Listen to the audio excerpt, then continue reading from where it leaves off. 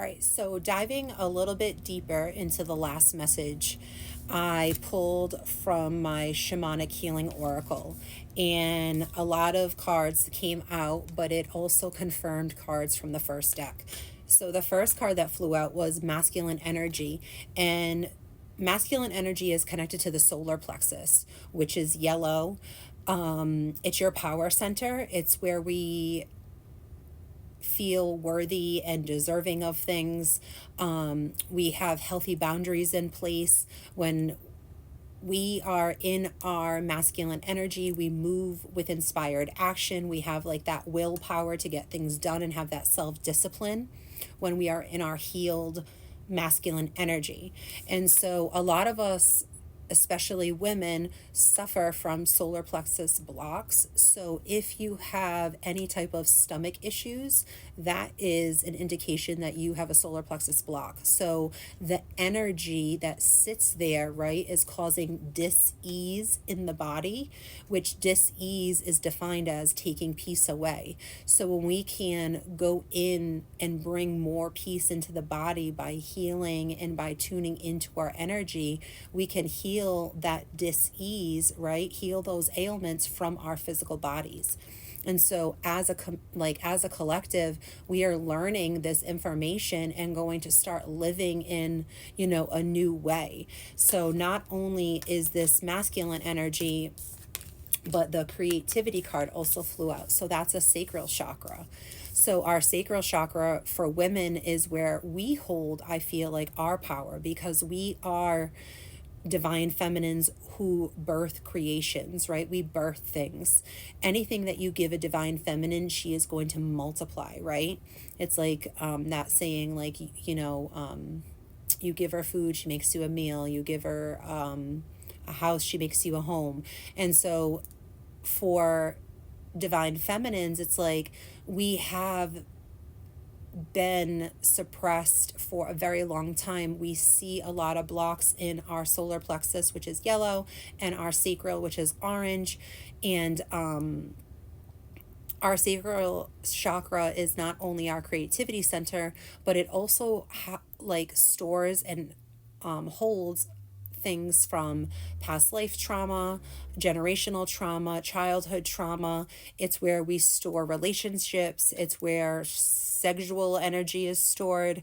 So there is a lot in that chakra, and there usually tends to be a lot of energy that we need to work through, right? Because there's a lot of stagnant energy there. And so we are in this period as a collective where we're really going in and having this inner journey with self.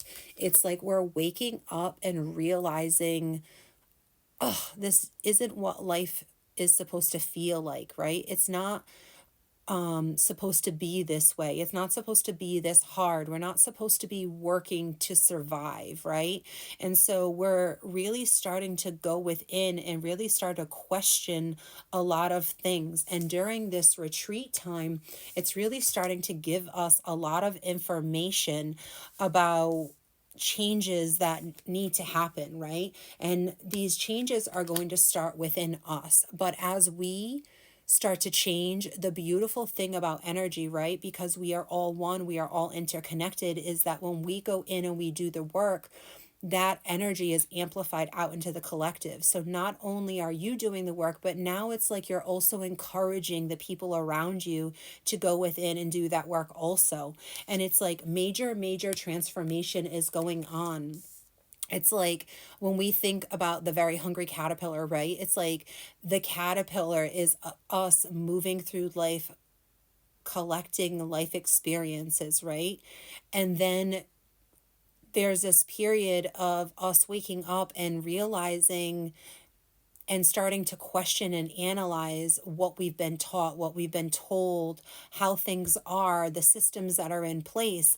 And it's like during this retreat time, during this rest time, we're really going in and doing a lot of work. We're looking at a lot of blocks or things that we stories we've told ourselves that we're really starting to understand are not true. They're really illusions. They're really lies that we've been told about ourselves, about the world.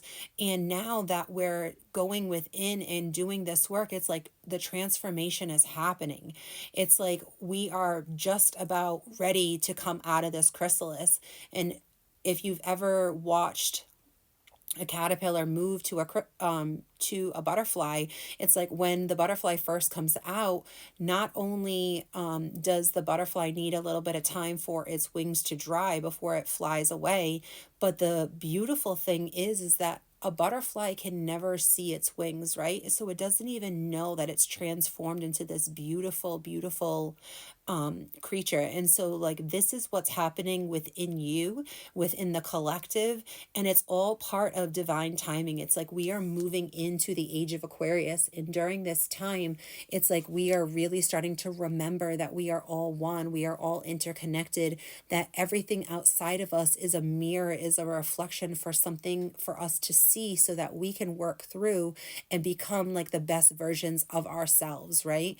And remembering our magic and our divinity and who we are on a soul level, and really getting back to that pure essence, right? And so doing the shadow work, doing the healing is how we get there. So let's go to the next part, and we'll talk a little bit about shadow work and healing.